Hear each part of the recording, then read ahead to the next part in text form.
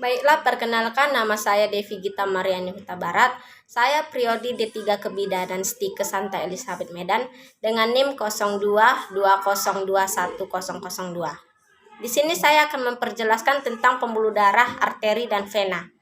Yang pertama saya akan menjelaskan tentang pembuluh darah arteri. Di arteri terdapat aorta. Aorta merupakan pembuluh darah yang paling besar di dalam tubuh. Aorta terbagi menjadi 3, yaitu yang pertama ascendens, yang kedua descendens, dan yang ketiga arcus aorta. Ascendens terbagi menjadi 2. Yang pertama aorta coronia dextra dan yang kedua aorta coronia sinistra. Kemudian arcus aorta terbagi menjadi 3. Yang pertama arteri brachiocefalik, yang kedua arteri subclavia dextra, yang ketiga arteri carotis communis. Arteris brachiocefalik merupakan mempredari ke arteri carotis communis dextra dan arteri subclavia dextra. Kemudian arteri subclavia yang memperdarahi dari tangan sampai jari. Arteri subclavia terdiri dari beberapa arteri. Yang pertama arteri axillaris, yang kedua arteri brachialis yang terletak di sini. Yang ketiga arteri ulnaris yang sejajar dengan jari kelingking, dan yang keempat arteri radialis yang terletak sejajar dengan jari jempol di sini. Kemudian arteri palmaris yang terletak di karpal. Kemudian arteri arcus palmaris yang terletak di telapak tangan. Kemudian arteri digiti yang terletak di jari-jari. Kemudian kita masuk ke gerak atas, yaitu arteri carotis communis yang terdiri menjadi 3. Yaitu yang pertama arteri carotis interna, yang kedua arteri carnotis externa, dan yang ketiga arteri basilaris.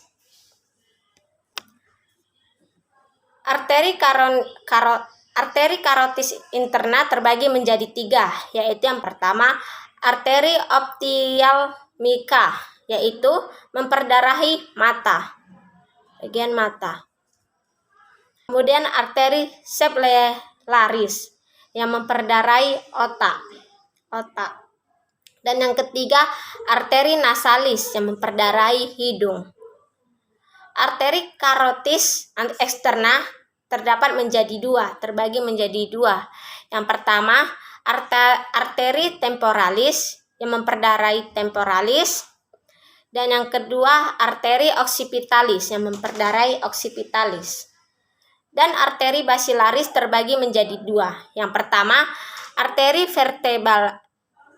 vertebralis yaitu memperdarahi vertebralis, dan yang kedua arteri cerebralis median yang memperdarahi otak tengah.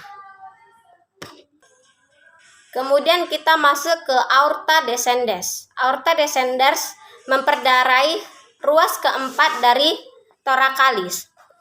Aorta thoracalis merupakan sepanjang tulang rusuk yang terbagi menjadi 2. Yang pertama arteri intercostalis posterior atau tengah kosta, dan yang kedua arteri subcostali yang memperdarahi iga melayang atau tulang rusuk melayang. Kemudian kita masuk ke arteri abdominalis atau arteri dalam perut. Yang pertama arteri premicus yang memperdarahi diafragma. Kemudian arteri lumbalis yang memperdarahi lumbaris. Dan yang selanjutnya arteri gastrika yang memperdarahi lambung. Kemudian arteri hepatika yang memperdarahi hati.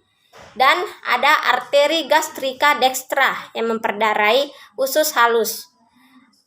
Ada juga arteri mesenterika superior yang memperdarai usus halus. Kemudian ada arteri splenika yang memperdarai limfa. Ada juga arteri renalis yang memperdarai ginjal. Kemudian ada arteri ovarika yang memperdarahi ovarium yang ada pada perempuan. Kemudian ada arteri spermatika yang memperdarahi testis pada laki-laki. Kemudian ada arteri mesendika interior yang memperdarahi usus besar dan rektum. Kemudian ada arteri hemodialis yang memperdarahi anus. Dan ada arteri iliaca interna yang memperdarahi panggul dan alat kelamin. Dan ada arteri uterina yang memperdarahi rahim pada perempuan. Kemudian kita masuk ke gerak bawah, yaitu arteri formalis. Di dalam arteri formalis, di dalam gerak bawah ini terdapat arteri fifunda femoralis atau dinding perut. Dan kemudian ada arteri polpatea, yaitu arteri pada lutut. Kemudian ada arteri dorsalis pedis yang terdapat dalam pergelangan kaki depan. Sekarang kita memasuki ke dalam pembuluh darah vena yang merupakan darah yang dibawa ke jantung. Di vena terdapat 3 vena besar, yaitu yang pertama vena cava superior, yang kedua vena cava inferior, dan yang ketiga vena cava pulmonaris. Baiklah, di dalam vena cava superior terdapat 4 vena. Yang pertama, vena brachiosephalika, yaitu darah masuk. Kemudian ada vena jugularis dextra. Kemudian ada vena azygos, yaitu menerima darah dari lumba. Kemudian ada pembuluh darah yang membawa CO2 ke lengan, yaitu vena subclavia, dextra dan sinistra. Dan yang kedua, vena ascleria yang terdapat pada ketiak. Kemudian vena basilica atau cephalika yang terdapat di lengan atas. Kemudian ada vena medica cubiti yang terdapat di sini.